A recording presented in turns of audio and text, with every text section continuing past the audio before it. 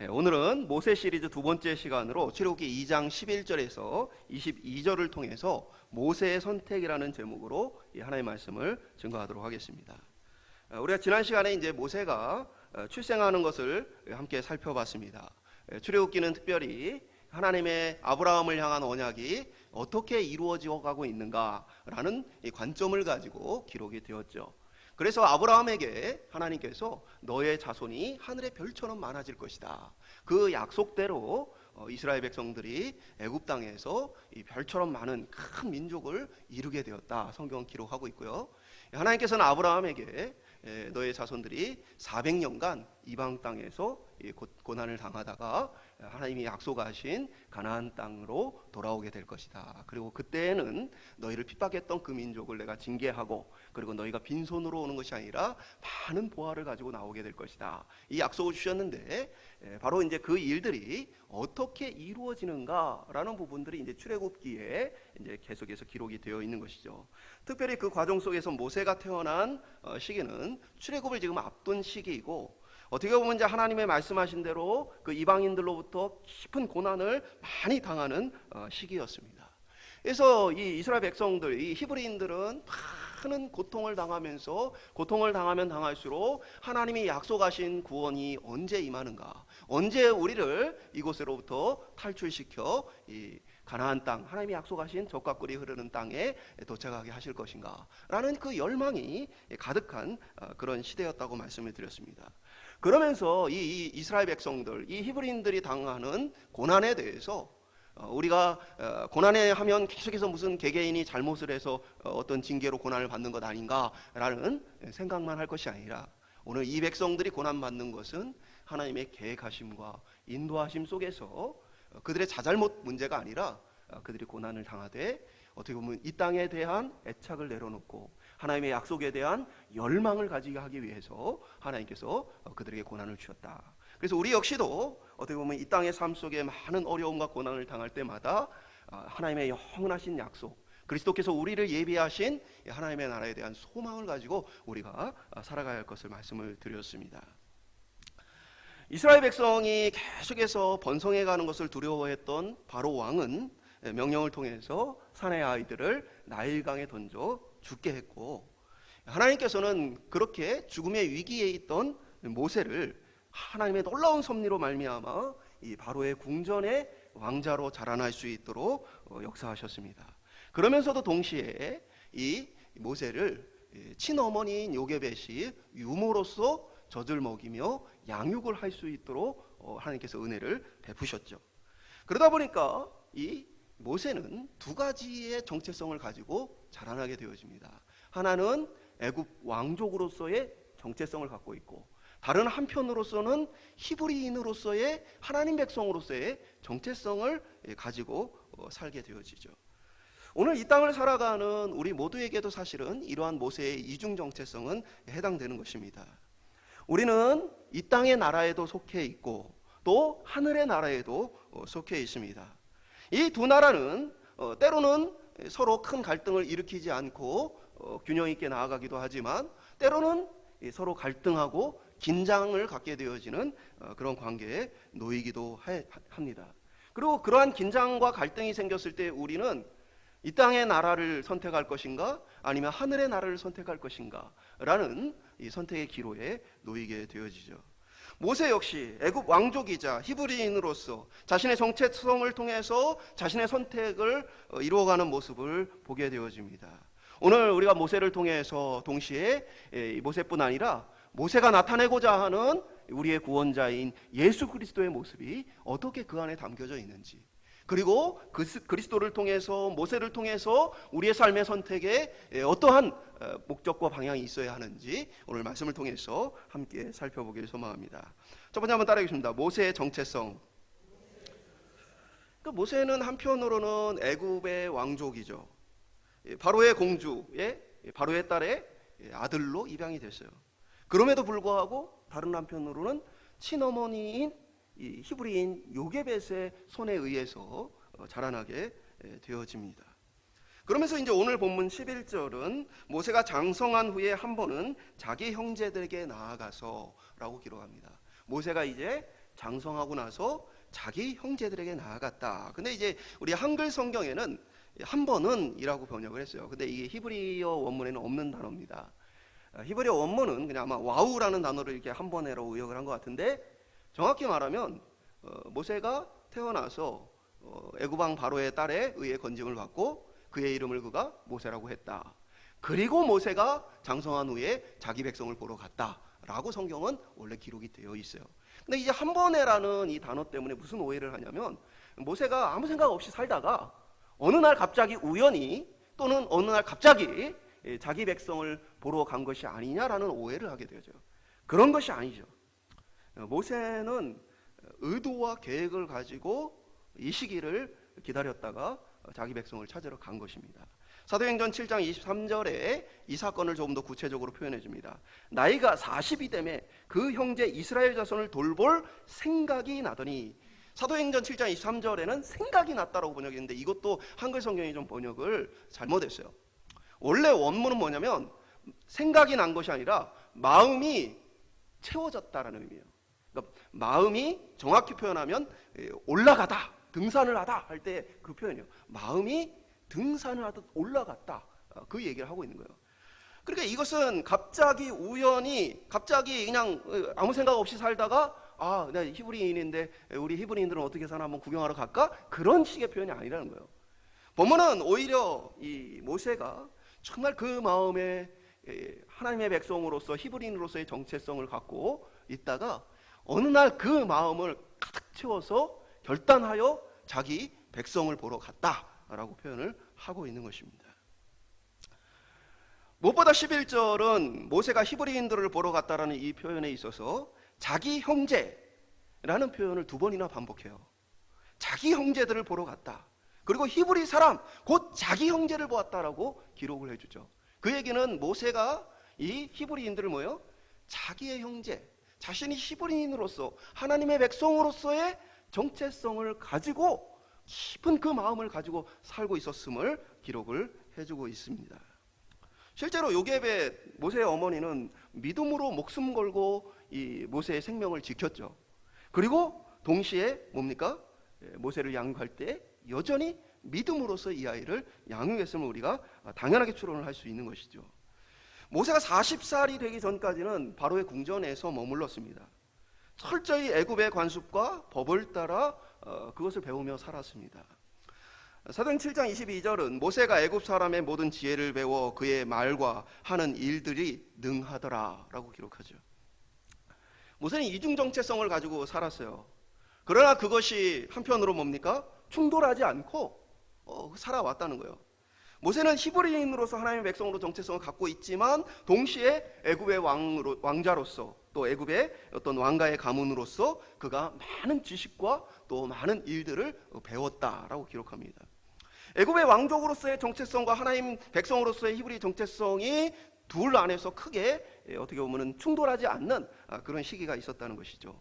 왜 제가 이 말씀을 드리냐면 일부의 잘못된 그리스도인들 중에는 이분법적인 사고에 빠져 있는 사람들이 있어요.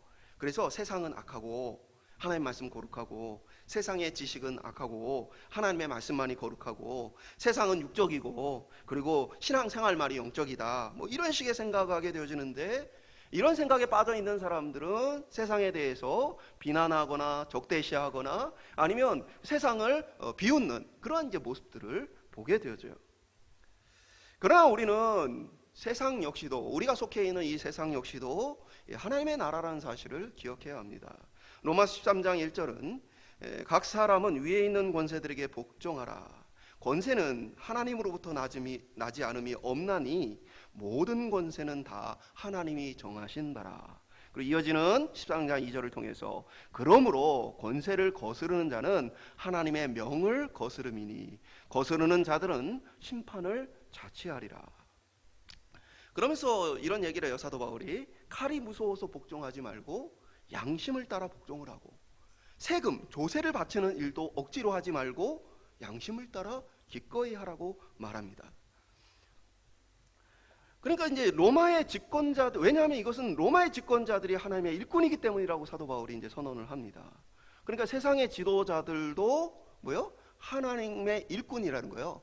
당시에 로마의 지도자들이 하나님을 믿는 사람들도 아니고 오히려 이제 예수 믿는 사람들을 핍박하기도 했죠. 그럼에도 불구하고 사도 바울이 이렇게 표현하는 것은 세상 나라 역시도 뭡니까? 하나님의 다스리시는 하나님의 나라고, 하나님께서 세상의 통치자들에게 뭡니까?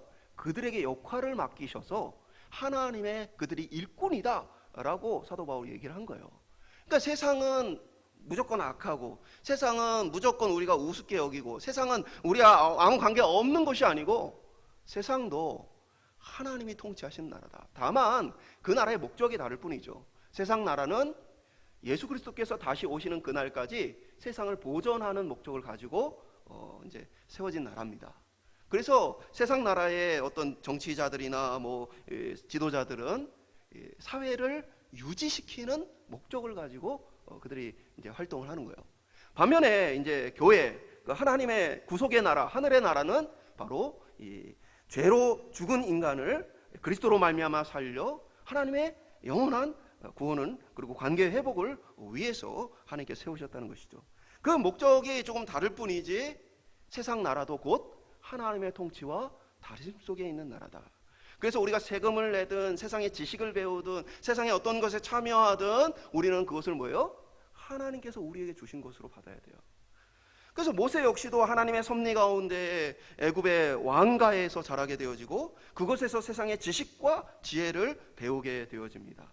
모세는 내가 하나님의 백성이니 이러한 지식과 지혜가 필요 없다가 아니라 하나님의 섭리 속에 그에게 주신 하나님의 뜻이라고 여기고 마음을 다해 힘써 그것을 배우게 되어지죠. 다만 성경이 우리에게 강조하는 것은 우리가 세상 속에 빠져서 세상 사람과 똑같이 살아서는 안 된다는 얘기를 하고 있는 거예요. 왜냐하면 우리가 가지고 있는 하나님의 구원받은 백성으로서의 정체성을 잃어버리기가 쉽기 때문입니다. 모세가 하나님의 은혜 가운데 고통받고 멸시받는 히브리인들을 자기 형제로 모였던 이 부분에 대해서 하나님은 깊은 관심을 갖고 계시죠. 반면에 하나님은 40년 동안 애굽 이 궁전에서 모세가 어떤 교육을 받았는지 전혀 기록을 출애굽기에서는 하고 있지 않죠. 왜 그렇습니까?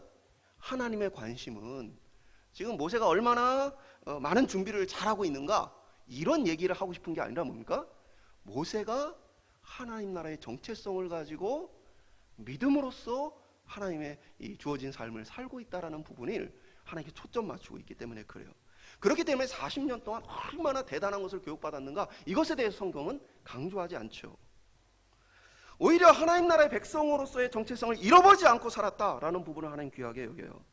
세상 속에 살면서 세상 속에서 배우지만, 그러나 하나님의 백성으로 하나님께서 그에게 주신 사명에 대한 생각을 가지고 살아가는 것, 그것이 오늘 모세의 정체성이죠.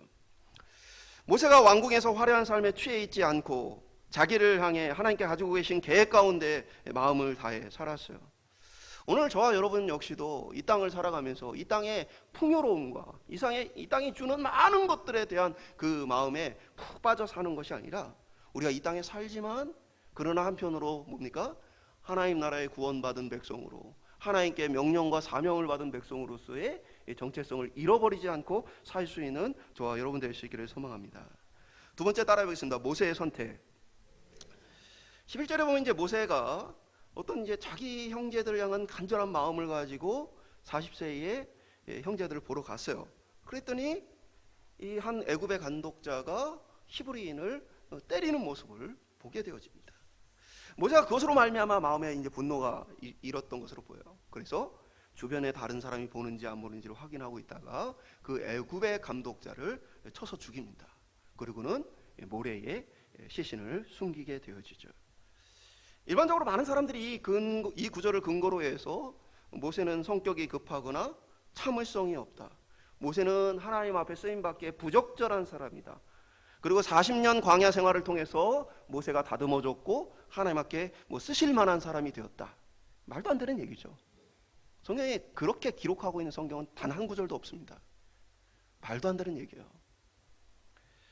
성경은 오히려 이 사건을 어떻게 기록하고 해석하고 있습니까? 히브리서 11장 24절에서 26절에 보면, 믿음으로 모세는 장성하여 바로의 공주의 아들이라 칭함받기를 거절하고 도리어 하나님의 백성과 함께 고난받기를 잠시 죄악의 낙을 누리는 것보다 더 좋아하고 그리스도를 위하여 받는 수모를 애굽의 모든 보화보다 더 큰 재물로 여겼으니 이는 상 주심을 바라봄이라. 모세가 사람을 때려 죽인 것은 잘못한 일입니다. 그러나 하나님의 관심은 사람을 때려 죽인 일에 있지 않고 모세가 모든 영광과 부귀영화를 다 버리고 하나님의 백성과 함께 고난받기를 선택했다는 이 사실을 하나님께서 중요하게 바라보십니다. 저는 개인적으로 40년간의 모세의 광야의 고통을 하나님이 사람을 때려 죽인 것에 대한 징계라고 봐요. 그러니까 부족한 모세를 온전하게 만들기 위한 부분도 없지 않아 있겠죠. 그러나 사람을 때려 죽인 그에 대한 징계에 40년간의 고통과 어려움들을 주신 것이죠. 그리고 그의 마음에 오히려 하나님은 그것보다는 그의 마음의 동기에 대해서 기뻐하시고 관심을 가졌어요. 무슨 얘기를 드냐면 성경이 모든 사건을 일일이 다 평가하고 기록하는 게 아닙니다. 성경은 하나님의 관심사를 기록한 거예요. 그러다 보니까 뭡니까? 예를 들면 아브라함이 가나안 땅, 하나님이 주신 땅을 받았지만 그곳에 도착했지만 하나님은 지켜주시고 함께 하시겠다고 약속했지만 아브라함이 믿음이 부족하다 보니까 기근이 일어나자마자 어떻게 해요? 점점 양식을 구하러 그 땅을 떠나게 되어지죠. 이것은 하나님 기뻐하시지 않는 모습이에요. 그런데 하나님은 그것에 대해서 말씀하지 않죠. 그리고 그냥 남방으로 내려갔는데 하나님이 여러 과정 속에서 하나님의 약속대로 뭐예요? 아브라함을 지켜주셨다. 이것에 대해서 성경은 초점을 맞추고 있죠.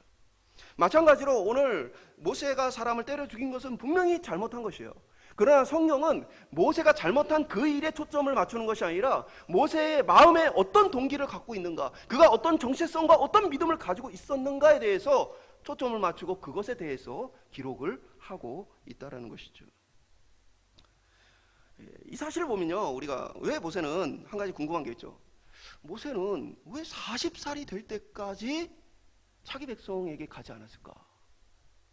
그 이전에도 마음을 먹으면 자기 백성에게 갈 수 있었는데 왜 가지 않았을까라는 이런 궁금함을 가질 수 있죠. 이게 이제 우리가 이 성경 배경의 역사를 보게 되어지면 좀 이해할 수 있는 부분이에요. 모세는 왕권 바로가 될 수 있는 서열에 있어서 굉장히 높은 사람입니다. 모세의 양 어머니인 하셉투스는 아주 강력한 가문의 출신이에요. 반면에 이 하셉투스의 남편 투트모스 2세는 가문이 미천합니다. 첩을 통해 태어났어요. 그러다 보니까 이집트를 통치하기 위해서 이 둘이 결혼을 해요. 그래서 하셉투스의 가문의 배경과 또 이 투트모스 2세가 파라오로서 함께 협력해서 나라를 어떻게 보면 다스려 왔던 것입니다. 근데 이 하셉투스는 권력력이 굉장히 강한 사람이었고 그렇기 때문에 투트모스 2세는 내가 죽고 나면 어떻게 될지 모르니까 또 다른 첩에게서 태어난 투트모스 3세를 자기의 후계자로 세워놓습니다. 이 하셉투스라는 사람은 이 권력력이 굉장히 강한 사람이라 어떻게 하냐면 투트모스 2세와 사이에서 딸이 하나 태어나요. 근데 이 딸을 투트모스 3세와 결혼을 시켜서 어떻게 보면 왕권을 자신이 강력한 권한을 가지게 되어지죠. 그리고 이제 투트모스 2세가 일찍 죽었기 때문에 투트모스 3세는 파라오로서 통치를 하기에는 너무 어린 나이요. 그러니까 이 하셉투스가 이 모세의 양 어머니가 파라오로서 통치를 합니다. 그러면서 이 투트모스 3세를 굉장히 괴롭혀요. 그러니까 이 둘 사이의 관계가 나쁩니다. 근데 거기에다가 투트모스 3세에게 결혼시켰던 자기 딸이 죽습니다. 그러니까 하셉투스에게는 누구만 남냐면 모세밖에 안 남아요. 그러니까 모세는 강력한 파로가 될 수 있는 배경을 가진 가문의 유일한 상속자가 되어집니다. 투트모스 3세가 이제 파라오로 나중에 등극을 하게 되었어요. 그러니까 모세는요 아무 약점이 없는데 단 하나의 모세의 약점은 뭡니까? 그가 히브리 출신이라는 거예요. 그 혈통이 히브리 사람이라는 것입니다. 이것이 왜 약점이 되어집니까? 우리가 이 배경을 보면 뭡니까? 이방 민족을 쫓아내고 세워진 이게 왕조예요. 그렇기 때문에 항상 뭐요? 히브리인들, 이스라엘 백성들에 대한 경계를 가지고 있었던 게 이 당시 이집트의 정책이에요. 이들이 너무 크면 안 되고, 그렇다고 이들이 이집트를 떠나도 안 되고, 적절한 수를 핍박을 통해서 유지하는 것이 이들의 관심입니다. 그리고 한편에서는 이 히브리인들이 강성하면 강성할수록 혹시나 이들이 반역을 일으키진 않을까에 대한 두려움을 가지고 있어요. 그런데 모세가 지금 이러한 어떻게 보면 잠깐만 실수를 해도 어떤 명분을 주고 서로 정치적인 이 싸움을 해야 되는 이 상황 속에서 모세가 히브리인으로서 그 히브리인들에게 찾아갔다면 이것은 대번의 반역입니다. 반역할 의도가 없어도 히브리인들과 연합하여 위협적인 존재로서 여겨집니다. 그렇기 때문에 모세는 뭡니까? 40이 될 때까지 자기 백성에게 찾아갈 수 없었던 거예요. 아마 이 40이 되어진 이 시기가 되어지면 모세는 거의 모든 정치적인 능력들을 많이 상실한 모습으로 우리가 이해할 수 있습니다. 이제는 더 이상 이 투트모스 3세에게 위협이 되지 않는 존재. 그러나 사실은 또 다른 한편으로 뒤집어 보면 언제든지 이 투트모스 3세가 독살당하고 나면 그 왕권에 도전할 수 있는 가장 강력한 이 세력, 이것이 모세의 모습이었어요. 그러니까 모세 역시도 자신이 자기 백성에게 찾아가는 일이 얼마나 위험할 수 있는지에 대해서 깨달아 알았어요. 이 40이 되었을 때는 이제는 뭡니까? 결단을 한 거예요. 내가 이제는 더 이상 이대로 살 수 없고 내 모든 것들을 포기하고 나는 내 백성에게로 가야 되겠다 라는 선택을 한 것이죠. 그렇기 때문에 성경은 모세가 그 모든 것을 다 버리고 자기 백성, 핍박받는 자기 백성과 함께 고난받는 것을 선택했다라고 여기며 그것을 모세의 큰 믿음, 우리가 따라가야 할 믿음의 모범으로서 히브리서를 통해 증거하고 있는 것이죠. 여러분 생각해 보세요. 당시 신과 같이 여겨졌던 왕족이에요. 제가 말씀드렸죠. 모세라는 이름은 그냥 일반적인 이름이 아니에요. 구원자이고 신의 재탄생이라고 여겨졌던 그런 시대 속에서 이 모세라는 이름은 보통 이름이 아니에요. 투투 모세, 라 모세, 이집트의 파라오의 이름에 붙는 그 이름이란 말이에요. 그런데 그 신처럼 여겨지는 이가 애굽의 하급 관리 하나 죽였다고 해서 무슨 그게 문제가 됩니까?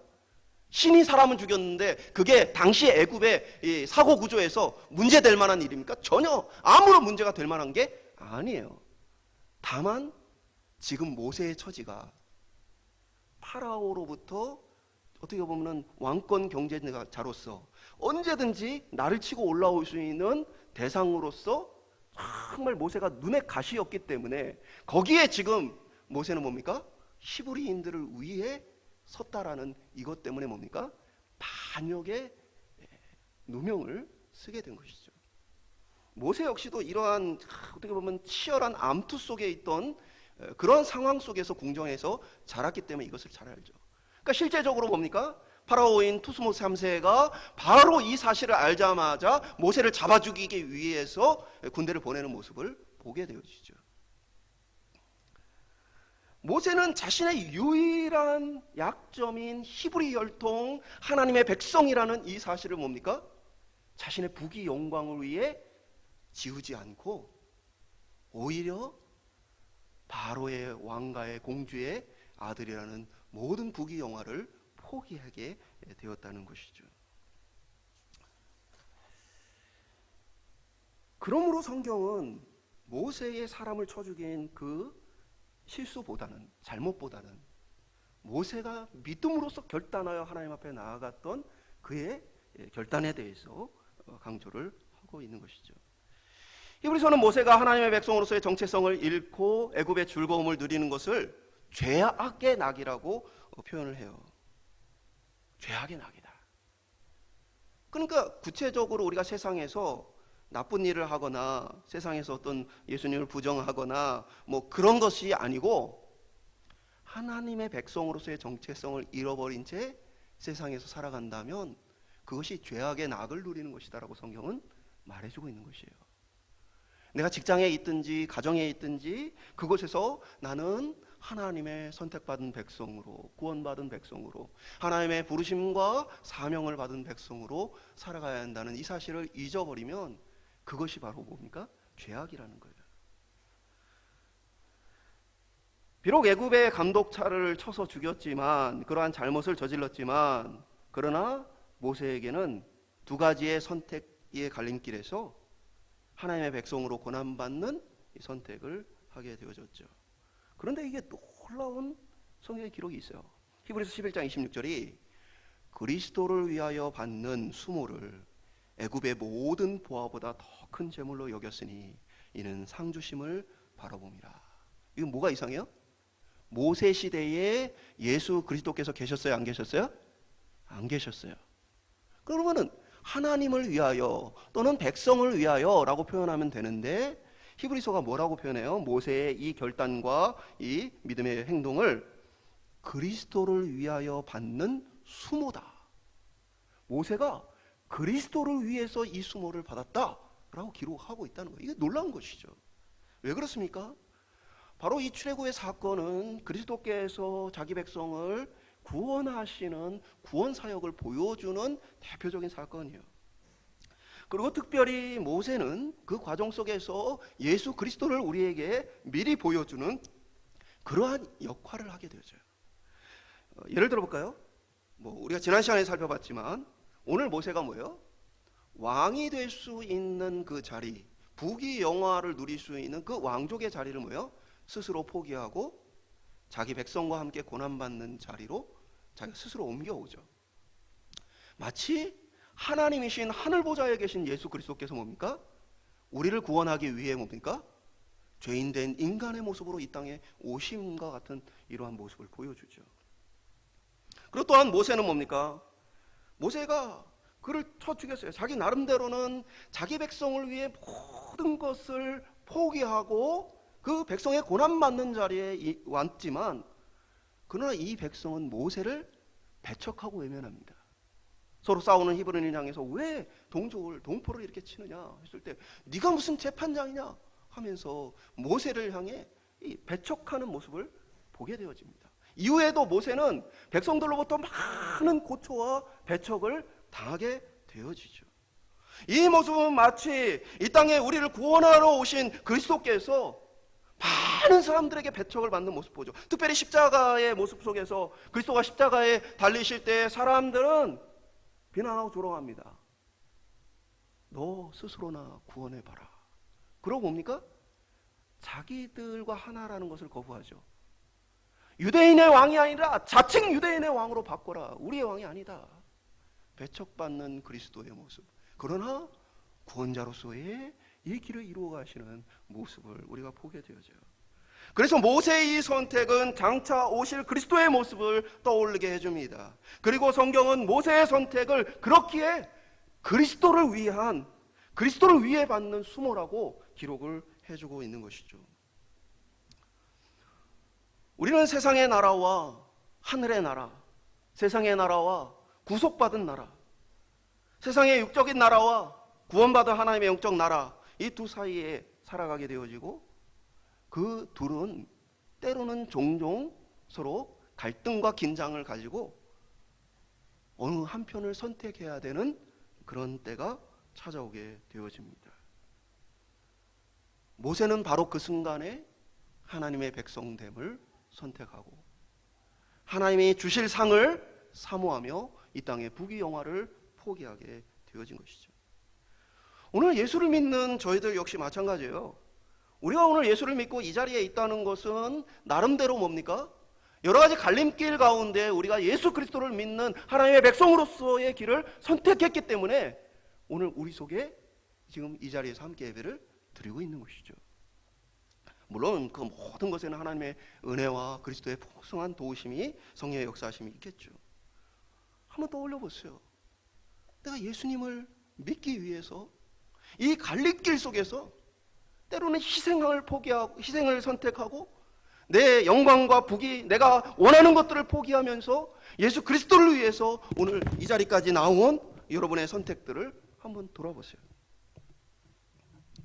오늘 저와 여러분이 또 다시 세상의 죄악의 즐거움을 누리는 것과 그리스도를 위해 고난받는 이 두 가지의 갈림길에서 다시 선택해야 될 때마다 오늘 저희들 속에서 믿음으로써 하나님의 나라를 사모함으로써 귀한 선택을 할 수 있기를 주님으로 축복합니다.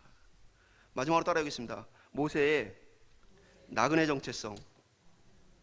그 모세는 하나님의 백성으로서의 믿음의 결단을 했죠. 모든 것을 포기했어요. 그러나 결과는 어떻게 됐습니까? 그래서 더 잘된 것이 아니고 목숨을 위협받으며 미디안 광야로 도망자의 삶을 살게 되는 모습을 보게 되었습니다. 오늘날로 얘기하면요, 수배자가 된 거예요. 수배자. 1급 수배자가 된 거예요. 모세가 왜 미디안 광야로 도망을 했냐면 미디안 족속은 당시에 애굽의 영향력을 가장 적게 받는 사람들이었습니다. 그 미디안 이 사람들은 넓은 이 광야 가운데 이곳 저곳을 떠돌아다니며 사는 이제 사람들이에요. 그러다 보니까 이제 애굽의 입장에서 보면 미디안은 이렇게 쳐서 얻을 이익이 별로 없어요.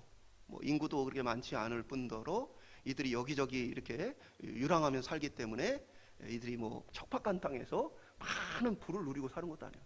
그러니까 애굽의 입장에서는 가서 그들을 쳐서 복종시켜 봐야 얻을 것이 별로 없는 민족입니다. 두 번째는 그들을 공격하기 위해서는 너무 많은 희생의 대가가 필요합니다. 왜 그렇죠? 광야가 너무 넓기 때문에 그래요. 그 광야 가운데 대군을 보낸다는 건 굉장히 어려운 일이고 힘든 일입니다. 그리고 미디안 사람들이 여기저기 유랑하면서 도망을 다니기 때문에 그들을 추적해서 제압한다는 건 굉장히 어려운 일이에요. 오늘날에도 보면요, 이집트의 시나이 반도는 종종 사건 사고가 많이 발생합니다. 그래서 때로는 이 지역이 여행 금지 지역이 되기도 해요. 땅은 너무 넓고 거주하는 사람은 너무 적으니까 국가가 행정력을 투입해서 그들을 지켜줄 수 없는 것이죠. 오늘날에도 그런데 당시 애굽은 당시에 가나안이고 뭐 주변에 있는 모든 나라는 애굽의 영향 하에 있었어요. 그러나 미디안 광야는 가장 그 영향력이 작은 곳이었고 모세는 왕궁에서 이 국제관계를 너무나 잘 알고 있었기 때문에 내가 이 애굽 왕의 손으로부터 건진받을 수 있고 피할 수 있는 곳은 미디안이다라고 판단을 하고 그곳으로 도망한 것이죠. 그리고 그곳에서 미디안 제사장의 딸들을 만나게 되어집니다. 이것이 이제 광야의 황량한 지역이기 때문에 물이 중요하죠. 그래서 이제 목축을 하는 이들 속에는 중간중간 어디에 큰 우물들이 하나씩 있었습니다. 그리고 그 우물은 개인이 소유를 한 것이 아니고 함께 공유를 해서 사용했어요. 그리고 그 입구를 큰 돌로 막아 놓았습니다. 그래서 여러 사람이 그 큰 돌을 옮겨서 거기에서 이제 물을 길어다가 양떼를 먹이고 이렇게 했던 것이죠. 근데 이때에 이 미디안 제사장의 딸들이 양떼를 끌고 와서 물을 먹이려고 할 때에 다른 목자들이 이들을 쫓아냅니다. 그러니까 이 여인으로서 이들이 힘이 없으니까 이 목자들에 의해서 어쩔 수 없이 쫓겨나는 모습을 이 모세가 지켜보게 되어져요. 그러니까 이제 뭐 목자들의 입장에서는 자신들이 와서 큰 돌을 힘들게 옮겨가지고 이렇게 했는데 이제 여자들이 와가지고 공짜로 물을 기르려고 하는 것이 꼴보기가 싫었든지 아니면 힘이 없다고 그들을 깔보고 우습게 여겼든지 어쨌든 이 여인들이 핍박받는 가운데 양떼와 함께 이 목자들로부터 쫓겨나게 되어질 때 모세가 가서 물을 길러 그 양떼를 먹이는 모습을 보게 되었습니다. 그러니까 모세가 얼마나 이 자신감이 차 있는지 볼 수 있죠. 그러니까 목자들이에요. 목자 한 명이 아니고 많은 목자들 앞에서 모세가 당당히 나가서 이 여인들의 양떼를 물을 먹이는 모습을 보게 되어집니다. 여인들이 집에 도착했어요. 근데 아버지가 야 너희들 왜 이렇게 일찍 왔느냐? 라는 얘기를 해요. 항상 어떻게 보면 이 물을 먹이고 오는 과정이 쉽지 않았던 거죠. 목자들의 양떼가 다 먹고 나서 그러고 나서 눈치를 보다가 힘겹게 양떼를 물 먹여서 늦게 항상 도착했던 이 딸들이 오늘 너무나 일찍 도착하니까 미디안 제사장이 어떻게 오늘 이렇게 일찍 왔느냐라는 얘기를 해요. 그때에 미디안의 딸들이 애굽 사람이 우리를 도와줬어. 그 목자들의 손에서 우리를 건져주고 우리의 양떼들에게 물을 먹여서 우리가 오늘 이렇게 일찍 왔습니다. 라고 해요. 그래서 이제 이 미디안 제사장이 그럼 그 사람이 지금 어디 있느냐? 왜 그 사람을 그냥 두고 왔느냐? 오늘 성경에는 뉘앙스가 많이 안 나타나지만 약간 꼬집는 그런 이제 표현이 나옵니다. 당시 그 유목민들은 기본적으로 나그네를 잘 돌보았어요. 그랬던 이유는 이 유목을 하는 사람들은 언제든지 자기 자신도 나그네가 될 수 있어요. 뭐 재난을 만나거나 뭐 환경의 어떤 어려움을 만나서 갑작스럽게 홀로 떨어질 수 있어요. 그때 생존의 방법은 뭡니까? 유목민들이 나그네를 잘 대접해야, 그러한 풍습이 있어야 같이 생존을 할 수 있는 거예요. 그러니까 기본적으로 그러한 이 생각 속에 있는데, 거기에 지금 이 은혜를 베푼 애굽 사람을 그냥 두고 왔다라는 이 얘기에 딸들을 꾸짖으면서 그 사람을 데려와 식사 대접을 하도록 명령합니다. 그러고는 모세가 그곳에서 함께 이야기를 나눌 때에 함께 지내는 것을 기뻐하게 되어지죠. 도저히 갈 곳이 없던 모세에게는 이제 함께 할 사람이 생기죠. 그리고 모세의 그 모든 모습을 기뻐했던지 이 미디안의 제사장이 자기의 딸 중에 시보라를 아내로 모세에게 주게 되어집니다. 모세는 이제 그곳에서 이제 집을 얻고 아내를 얻고 또 자식을 얻어서 살게 되어지죠. 근데 이 독특한 것은 집 짓고 결혼하고 자식 낳고, 그럼에도 불구하고 모세는 자신은 여기의 사람이 아니다라는 의식을 가져요. 그게 어디서 나타납니까? 바로 그 아들의 이름 속에 나타나죠. 모세가 그 아들의 이름을 게르솜이라고 짓습니다. 게르솜이라는 것은 정확하게 얘기하면 내가 거기서 나그네 되었다. 그러니까 모세는 지금 집도 있고 아내도 있고 자식도 있어요. 그리고 자신의 직업도 지금 거기에서 양을 돌보는 일이죠. 모든 것이 여기에 있지만 그 마음속에는 뭐예요? 나는 이곳의 이방인이야. 나는 하나님의 백성이야. 나는 핍박받는 저 히브리인들 속에 있어야 하는 하나님의 백성으로서의 정체성을 가지고 지금 이곳에 나는 나그네라는 나그네 정체성을 고백했다는 거예요. 사랑하는 여러분, 오늘 우리는 이 땅의 나그네예요.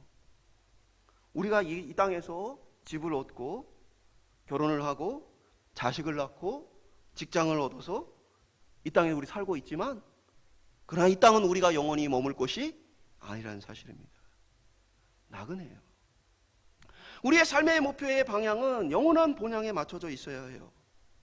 모세가 미디안 땅에서도 그 광야 가운데서도 나는 하나님의 백성이고 그 하나님의 구원의 역사 가운데 내가 정말 쓰임받기를 원하는 그 간절한 마음을 놓치지 않고 있었던 것이죠. 여러분, 우리의 본향은 무엇입니까? 그리스도께서 우리를 위하여 마련하시겠다고 약속하셨던 그 영원한 처소가 우리의 본향 아닙니까? 오늘 저와 여러분이 이 나그네 생각을 가질 때 이 세상의 삶에 대한 지나친 애착을 조금 내려놓고 믿음으로 그리스도를 바라볼 수 있기를 소망합니다. 여러분, 이 땅의 삶이 잠시뿐이라면 조금 못 가져도 괜찮지 않아요? 조금 건강하지 못해도 괜찮아요. 조금 마음 아픈 일들이 많이 있어도 괜찮습니다. 이것은 나그네 삶 속에 지나갈 것입니다. 그리스도 예수의 강림과 함께 우리에게 임하실 새 하늘과 새 땅을 기대하며 이 땅을 나그네의 생각으로 살아갈 수 있기를 주님의 이름으로 축복합니다. 이 땅에 내 모든 것을 걸고 내 삶의 목표를 이 땅에 두고 살아가는 자들이 아니라 영원한 본향에 대한 목표를 가지고 그것을 위해서 그 목마름을 가지고 살아갈 수 있기를 주님의 이름으로 축복합니다. 말씀 맺도록 하겠습니다. 모세는 애굽의 왕족으로서, 다른 한편으로는 핍박받는 히브리인으로서의 정체성을 가지고 살았죠. 그는 애굽의 왕족으로서 충분한 부귀영화를 누릴 수 있었습니다. 그가 파라오가 되지 않아도 하세투스라는 어마어마한 강력한 가문의 유일한 상속자로서 그가 가진 모든 것들을 그냥 누릴 수 있었어요. 그러나 하나님의 백성으로서 그는 결단하고 자기 백성과 함께, 자기 형제들과 함께 고난받기를 선택하게 되어집니다. 그는 광야로 도망하여 살아가는 중에도 하나님의 백성으로서의 정체성을 가지고 살아가게 되어집니다. 나는 이 땅의 나그네다. 나는 이 땅의 이방인이다. 오늘 저와 여러분도 이 땅의 나그네입니다. 우리는 영원한 하나님 나라의 백성입니다. 그러므로 이 땅에 대한 지나친 애착과 욕심을 내려놓고 살 수 있기를 소망합니다. 우리가 주를 위해 희생과 고난을 선택해야 할 때에 그때 믿음으로써 결단하고 각오하여 그 길을 따라갈 수 있기를 원합니다. 그것은 우리 주 예수 그리스도께서 먼저 가신 길이에요. 하늘 보좌를 내려놓고 우리 가운데 오셨고 우리의 배척에도 불구하고 끝까지 우리를 위해 십자가를 지셔 우리를 구원하셨던 길이었어요. 그것은 모세가 왕궁에서의 모든 영광을 다 포기하고 내려와 핍박받는 히브리인이 되었던 일이었고, 그가 하나님의 뜻을 따라서 백성으로부터는 외면을 받지만 그들을 위한 구원자로서의 사명을 감당하는 길이었어요. 오늘 우리가 이 땅에서 하나님의 백성으로 살아가는 일들 속에서도 우리는 그러한 선택의 순간과 결단의 순간을 마주하게 되어집니다. 그때마다 주님이 걸어가신 십자가의 길과 모세가 걸어갔던 이 선택의 길을 바라보면서 오늘 저와 여러분이 세상과 하나님 속에서, 세상의 부귀영화와 하나님 나라의 사명 속에서 주의 사명을 붙들고 선택해 나아갈 수 있는 믿음이 있기를 주님의 이름으로 축복합니다.